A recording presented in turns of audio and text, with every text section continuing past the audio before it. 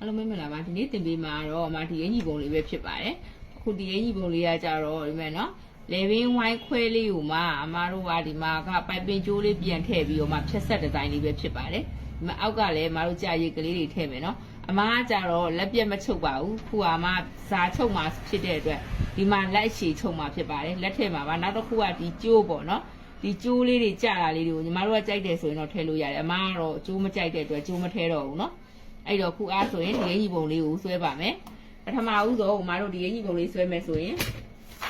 ကိုကြိုက်တဲ့ပတ်တန်တစ်ခုကိုချပေးထားပါဒါအမဟိုနေ့ကဒီစစ်ပတ်တန်တင်ပေးထားရှိပါတယ်အဲ့ပတ်တန်ကိုချထားတာပါအဲအားဆိုရင်ပထမဦးဆုံးအမတို့လေဘင်းစဖောက်မယ်နော်လေဘင်းဖောက်မယ်ဆိုရင်သူကမကြည့်ကြည့်လိုက်ပါလေကပ်ဖြစ်တဲ့အတွက်လေကျကိုအမ6ဖေးယူထားပါတယ်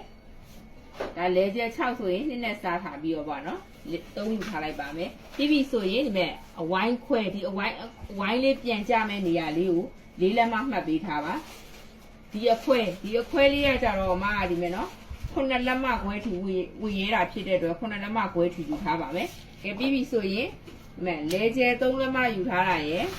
လဲကျဲ3လက်မယူထားတာရယ်ဒီမဲ့လဲကျ4လက်မယူထားတာရယ်ကိုအဝိုင်းလေးလေပြီးမှအဝိုင်းလေးဆွဲခဲ့ပြီပါနော်ဒီမဲ့ဒါမျိုးလေးဆွဲခဲ့ပြီပါ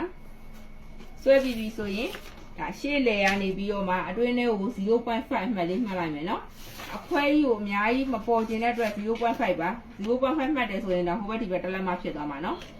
ပြီးပြီဆိုရင်ဒီမှာ9လက်မခွဲချထားတဲ့နေရာလေးကိုဒါမျိုးလေး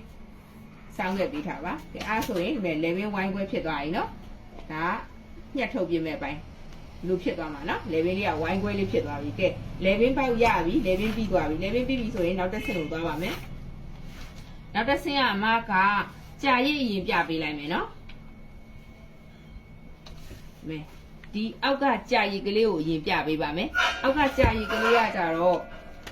ပထမဦးဆုံးဒီမဲ့အမတို့တောက်ဆွဲထားတဲ့နေရာနဲ့အရှိအလယ်နဲ့ကိုတိုင်းကြည့်လိုက်ပါဘယ်လောက်ရှိလဲလို့တိုင်းပြီးပြီဆိုရင်အလဲကောင်းတက်တဲ့အမှတ်ကလေးမှတ်ပေးထားပါဥပမာ4လက်မကျန်နေဆိုရင်2လက်မမှတ်မယ်3လက်မကျန်နေဆိုရင်1ခွဲမှတ်မယ်အလဲမှတ်ပေးထားပါနောက်တစ်ခုကကြတော့အမားတို့ကိုရှေယူထားတဲ့မြင်းရဲ့အောက်ကိုအလဲမှတ်ကနေပြီးတော့မှ 0.5 ယူပေးထားပါ။ဘာလို့ 0.5 ယူရလဲဆိုရင်ဒါတော့မှအမခတ်တင်နော်ခတ်တင်ကိုမှတိုးလာမှကြိုက်တဲ့အတွက် 0.5 ယူတာအဲ့လိုမလုပ်ဘဲနဲ့ကြာရစ်ကိုဒီမှာလာဝိုင်းလိုက်တယ်ဆိုခရိုယူတဲ့လူတွေဆိုပို့ဆိုးတယ်ခရိုယူတဲ့လူတွေမှာကြာရစ်ကိုဒီလိုအောက်ကို 0.5 မဝိုင်းဘူးဟိုချမထားဘူးဆိုရင်အမတို့ချက်ပေါ်တတ်တယ်ခါလဲတိုးတက်သွားတတ်တယ်အဲ့အတွက်ပြန်ဝိုက်ပြီးတော့ခုံးမဲ့အဝိုက်လေးကို